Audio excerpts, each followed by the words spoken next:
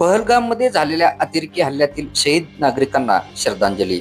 मुरुम तारीख 26 येथील छत्रपती शिवाजी महाराज चौकात दिनांक 26 रोजी समस्त मुरुम शहर वासियांच्या वतीने काश्मीर पहलगाम मध्ये झालेल्या अतिरेकी हल्ल्यातील शहीद नागरिकांना भावपूर्ण श्रद्धांजली अर्पण करण्यात आली.